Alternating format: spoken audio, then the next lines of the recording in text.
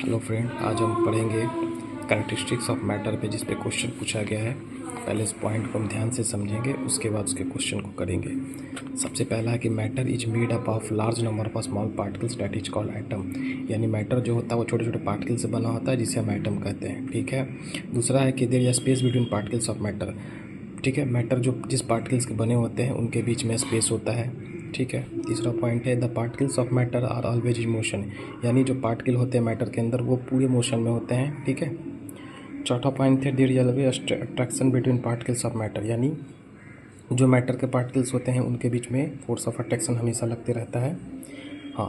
पांचवा पॉइंट है यदि हम टेम्परेचर को बढ़ाते हैं तो पार्टिकल्स के जो मैटर के जो पार्टिकल होते हैं उनके स्पीड भी बढ़ते हैं, क्योंकि उनके पास काइनेटिक एनर्जी होता है। तो इस पे हम अभी क्वेश्चन देखेंगे, और क्वेश्चन देखने के बाद फिर हम समझेंगे क्या है। देखिए, पहला क्वेश्चन है which of the following is not correct with respect to substance. ठीक है। तो पहला है there is no attraction between particles of matter. ऐसा थोड़ी होता है, पार्टिकल्स ऑफ मैटर के बीच में तो हमेशा फोर्स ऑफ अट्रैक्शन लगता है।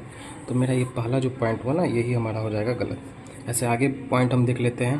Particles of matter move continuously in fluid and air. ये बात बिल्कुल सही है कि पार्टिकल्स ऑफ मैटर हमेशा मोशन में होते हैं। तीसरा है कि matter is made up of particles. ये तो हम जानते हैं, मैटर पार्टिकल से बने होते हैं, जिसे हम एटम बोलते हैं। चौथा है there is intermolecular space between particles of matter. ये भी हमने पॉइंट में देखा है कि मैटर के बीच में क्या होता है, स्पेस होता है।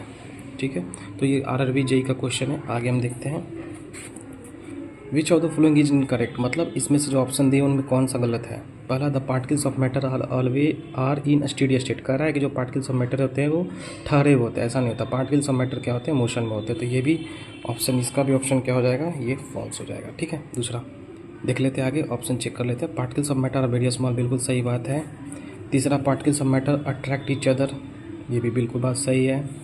There are some space between particles of matter, ये तो पॉइंट ही है। इसलिए इसमें से गलत कौन होगा, तो हम बोलेंगे कौन सा, ए। इसका भी ए। ठीक है, ध्यान से देख लीजिए, और इसका भी ए। ठीक है। और इस तरह के हम क्वेश्चन को कंटिन्यू जारी रखेंगे, डेली कुछ ना कुछ डालते रहेंगे। ठीक है, जिससे हमारा एलपी में जो क्वेश्चन है या ग्रुप डी में वो होते चला जाए। ठीक है। ये सिर्फ इंग्लिश मीडियम का, हिंदी मीडियम का नहीं है।